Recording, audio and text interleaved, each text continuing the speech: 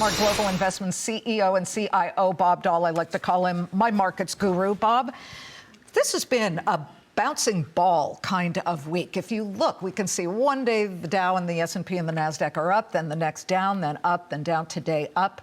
What is this telling you? Anything at all about the volatility that we've seen? It started last Friday, right. And within each of those days, it's, back and forth across the zero line, sometimes multiple times. There's a lot going on under the surface, Liz, I think is what it boils down to. Look, the market's been on a tear. It's a little tired. It's taking a bit of a rest. And I think as a result of that, you're going to have some puts and some takes. What concerns me most are the small cap companies that have no earnings and they've just been on a tear. I'd be careful how much of that I own. A lot of these other financials, some of the ones you mentioned, their earnings are fantastic. Are you saying look for the cash flow, make sure they are actually making money? Yeah, valuations are high, you know that, but doesn't mean you sell. What it means is you focus on companies that are delivering the cash flow and have decent profitability. I like to use return on equity as that measure. That combination is pretty powerful. So I'm hearing you're not exactly poking holes in the bull market.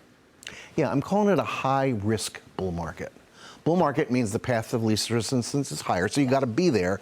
The high-risk part is just be aware of all the speculation. We saw some of it yesterday. There's a lot of margin out there. You know that SPACs are back and IPO prices are jumping like crazy. Margin debts are high and valuations, however you measure it, are very high.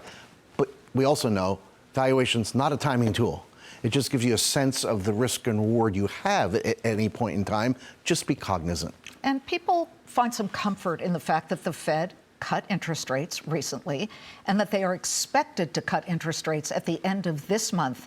Today, you had a Fed head, St. Louis Fed Bank President Alberto Musalem, and he made some interesting comments. We can put some of these up on the screen here. He said, I could support a path with another cut if more risks to jobs emerge and inflation remains contained. Those are two big ifs. And we won't know about jobs unless you're looking at, say, for example, a private report on layoffs from Challenger Gray and Christmas. And there are a bunch of private surveys, as you know, and they're showing some weakness. Is it definitive? Is it I should be concerned? Not really, but I need to monitor it carefully.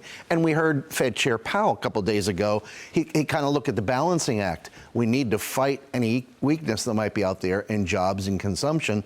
But on the other hand, we got to worry about inflation. Their jobs getting harder and harder. Musalem also said inflation is still a very big thing for consumers, and that he said the tariffs will work their way through the system, through the economy, by the middle of next year. So he's kind of flagging that there could be a few more, I guess, legs to... Exactly.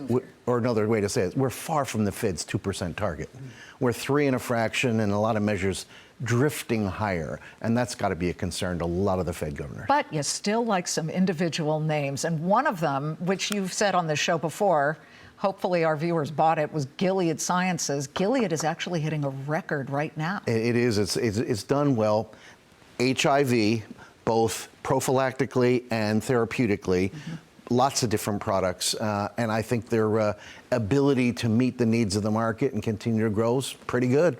Stock's more expensive than it was, but it's still not expensive. Financials are good.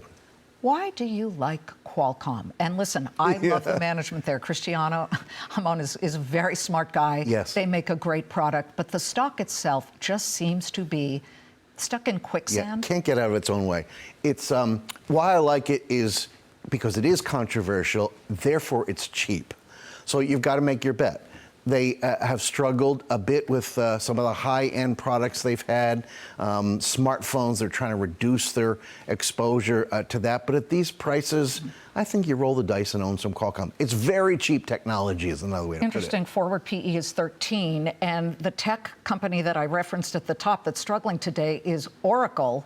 Oracle's getting hammered, even though it came out with some very positive numbers and saying, oh, our margins are just fine and all of the AI expenditures are what we're supposed to get back from it. Oracle's PE is 42. Yes. And you got Oracle falling 7 1/3% because some analysts say, we're not. At 42 times, things have to go nearly perfectly. At 13 times, yeah, we can relax a little bit, is like way I like to look at it. Anything you're worried about with the bond market? Rates are rising. Yeah, rates are rising. But they're still below 4% for the 10-year. I mean, that's what I don't like is the fact when the Fed last lowered rates, out the curve, rates moved up.